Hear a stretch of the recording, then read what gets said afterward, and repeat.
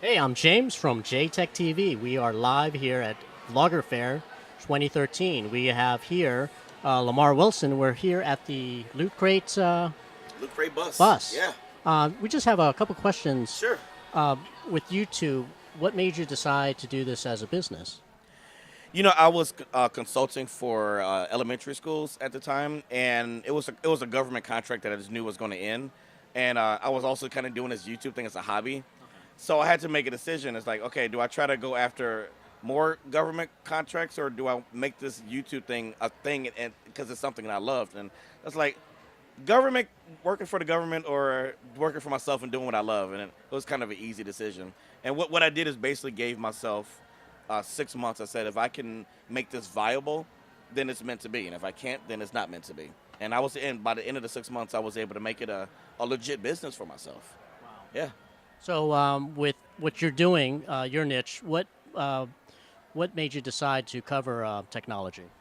You know, I've always been kind of a tech guy. Even when I worked at elementary school, I was a tech coordinator. My business was a tech consultant. So this is kind of the natural evolution. And I just kind of did it my way. No one was really doing tech funny, and I found most reviews boring.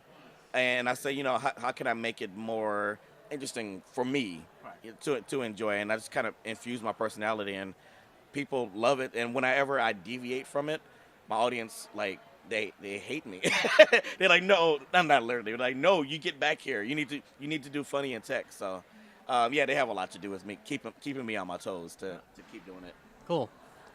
Technology. Where do you see technology going? Tomorrow, if I answer this now, tomorrow will be different. It's going so fast. I think what I would like to see going is really infused into the education field, and that's just me being a former teacher.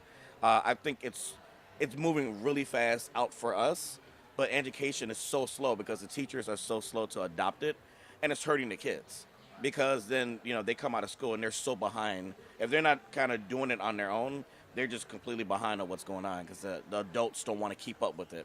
So I would like to see it infused more. But yeah, I mean we're getting into Star Trek age now. The Google Glass and these tablets. And remember Picard had a tablet. And Next Generation, it's becoming crazy how we're kind of bringing that 24th century thing to where we are now. I'm excited. Every month I'm excited for what's coming in the future. So, if somebody wanted to start vlogging, what type of advice would you give somebody? The main advice I always say, and it sounds cliche, but it really is to talk about what you care about the most. Because if you're talking about a certain subject just for views, the audience sees right through that, and you lose them. So if I like cooking and I'm passionate about it, and I talk about it, and I demonstrate, people who enjoy that are gonna flock in to what you're doing because they can tell that you're really enjoying it. So even if it's tech, if you love tech and you love gadgets and you just love what's happening, and if people can see that, they get excited with you. So it should always be about what you love first, and don't let anybody change that for you. Telling you should do something else. You do what you love. It works for me. I really believe that. Great. Well, thank you. Thanks You're for your welcome. time. No problem.